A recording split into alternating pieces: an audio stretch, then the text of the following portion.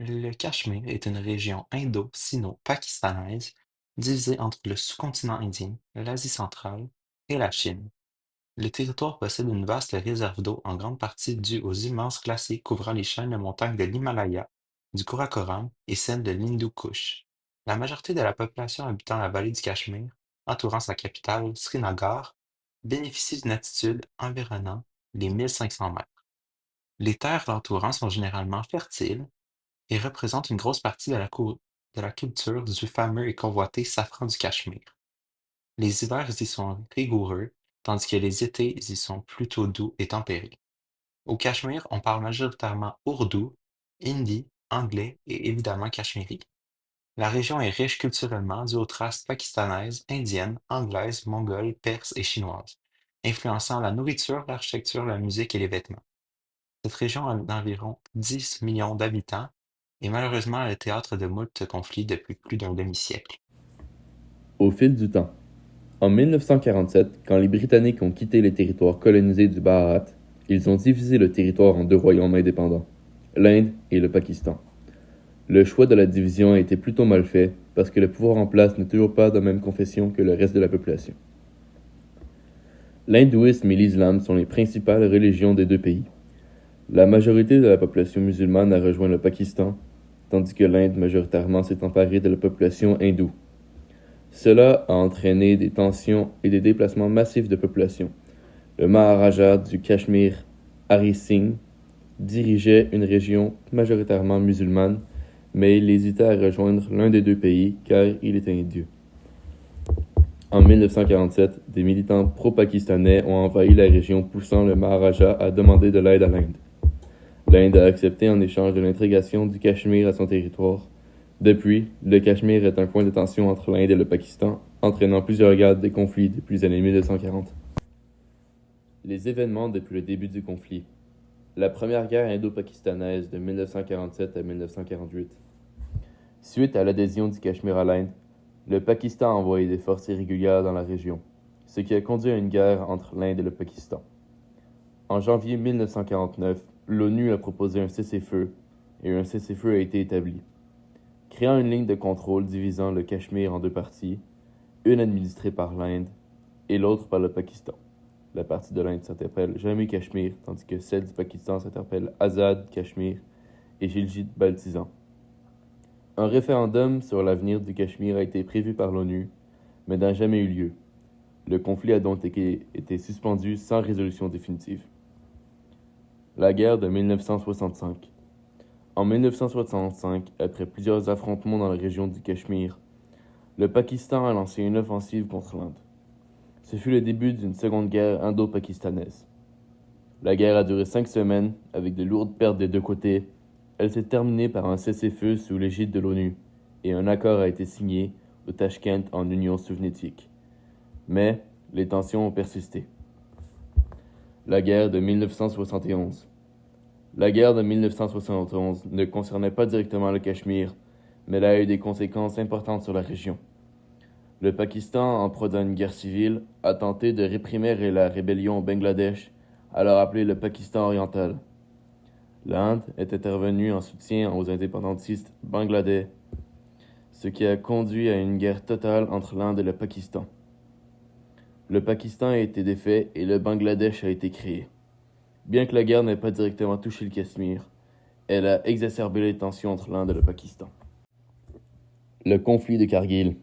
Le conflit de Kargil a été un affrontement de grande envergure qui a lieu en 1999 dans le secteur de Kargil, dans le Cachemire. Des troupes pakistanaises, sous couvert de militants, ont pénétré les hauteurs de Kargil, côté indien, à la frontière de l'Inde et du Pakistan. L'Inde a lancé une offensive pour reprendre ces zones et la guerre a duré environ 3 mois, se soldant par la victoire de l'Inde. Le conflit a attiré l'attention internationale, en particulier en raison de la possibilité de tensions nucléaires entre les deux pays. L'attaque du Parlement de l'Inde. Le 13 décembre 2001, un groupe de militants islamistes ont attaqué le Parlement indien à New Delhi. L'Inde a accusé le Pakistan d'être complice, bien que le Pakistan ait nié tout en lien direct. Cet événement a presque conduit à une nouvelle guerre entre l'Inde et le Pakistan, mais une intervention internationale a permis d'éviter une escalade directe. Cependant, les tensions sont restées très élevées. Les attaques de Mumbai en 2008. En novembre 2008, les militants ont attaqué la ville de Mumbai, en Inde, tuant des centaines de personnes. L'Inde a accusé le Pakistan d'avoir soutenu ces attaques, bien que le gouvernement ait nié toute implication directe. L'attaque a aggravé les relations déjà tendues entre les deux pays et a conduit à une pression internationale pour que le Pakistan prenne des mesures contre les groupes terroristes opérant sur son territoire. L'abolition de l'autonomie du Cachemire en 2019. Le 5 août 2019, le gouvernement indien dirigé par le Premier ministre Narendra Modi a révoqué l'autonomie de la région du Jammu et Cachemire en modifiant l'article 370 de la Constitution indienne. Cette décision a permis à l'Inde de redécouper l'État en deux, le territoire de l'Union Jammu et Cachemire et Ladakh, supprimant ainsi son statut spécial. Cette décision a été largement condamnée par le Pakistan et a déclenché des manifestations et des tensions dans la région du Cachemire. Le Pakistan a rappelé son ambassadeur en Inde et a interrompu certains liens commerciaux. Cette décision a renforcé les tensions entre l'Inde et le Pakistan qui se sont à nouveau affrontés diplomatiquement. L'Inde a renforcé sa présence militaire dans la région et des restrictions ont été imposées sur les mouvements et les communications des habitants du Cachemire. Tensions continues et affrontements périodiques. Depuis 2019, les tensions restent vives. L'Inde continue de renforcer sa présence militaire dans la région, tandis que des groupes militants et séparatistes continuent d'opérer dans le Cachemire.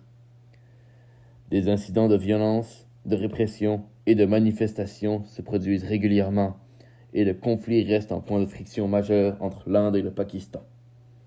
Le Cachemire est également un point de convergence pour les rivalités géopolitiques les plus larges avec la Chine qui occupe la région d'Aska-e-Chine. Puis, plusieurs parties prennent intérêt dans ce conflit. Première partie, l'Inde. En 1947, lors de la partition de l'Inde, le Maharaja du Cachemire Hari Singh a choisi de rattacher son royaume à l'Inde après l'invasion des militants pro-pakistanais. L'accord d'adhésion signé entre le Maharaja et l'Inde donne une base légale à son contrôle. L'Inde considère que le Cachemire est une partie intégrante de son territoire. De plus, le Cachemire est situé entre l'Inde, la Chine et le Pakistan, en faisant un point stratégique clé. Il borde l'Himalaya, une barrière naturelle cruciale pour la défense indienne. Les rivières qui prennent leur source au Cachemire, comme l'Indus, sont vitales pour l'agriculture indienne.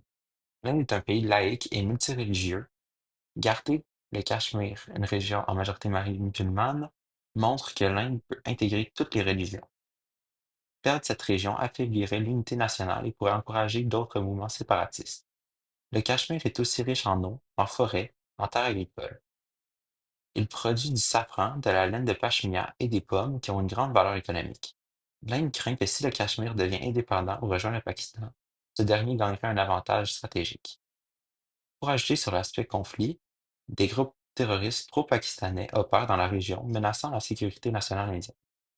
Au nord, cette fois, une partie du Cachemire, Aksai Chin, est sous contrôle chinois. L'Inde tente de limiter l'influence de la Chine en maintenant une présence forte dans la région. Partie 2. Le Pakistan. Le Cachemire, bien qu'étant un territoire à majorité musulmane, a été intégré à l'Inde après la partition. Le Pakistan estime que le Cachemire aurait dû lui revenir en raison de la majorité musulmane de la population. Cela a conduit à plusieurs conflits entre les deux pays sur cette question. Le Cachemire possède une grande importance stratégique en raison de sa position géographique.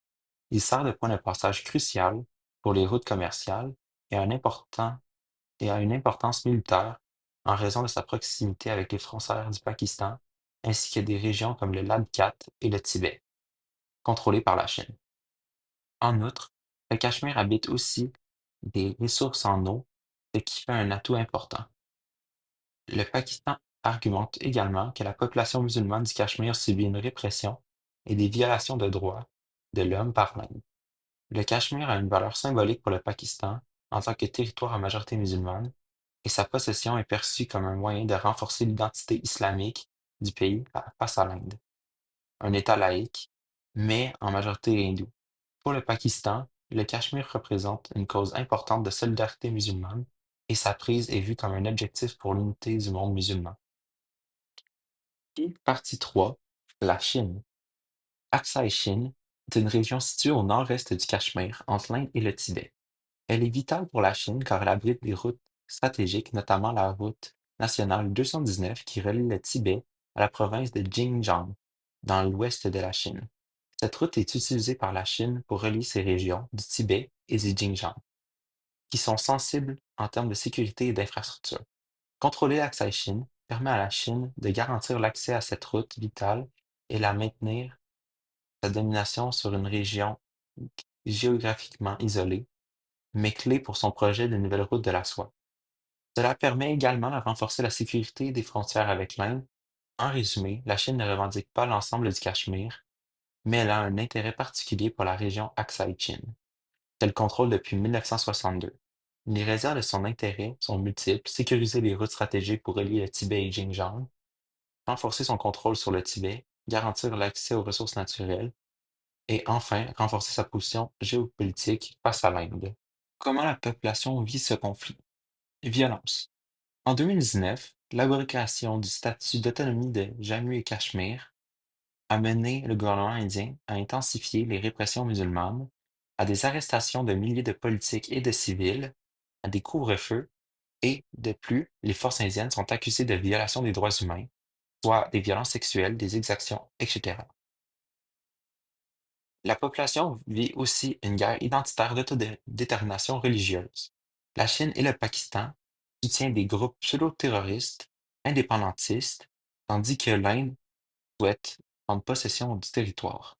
Les résistances. Les groupes cachemiris indépendantistes ont la cote auprès du peuple. Les répressions des droits des femmes et des libertés par le gouvernement indien les alimentent. Éditorial. Depuis des décennies, le Cachemire est théâtre d'un conflit sanglant entre l'Inde et le Pakistan. Au détriment de sa population, prise en étau par des ambitions géopolitiques, les Cachemiris voient leurs droits fondamentaux bafoués sous le joug de répression brutale. Aujourd'hui, il est impératif de soutenir leur quête légitime d'indépendance. L'autodétermination n'est pas un crime, c'est un droit. La communauté internationale ne peut plus fermer les yeux sur cette injustice.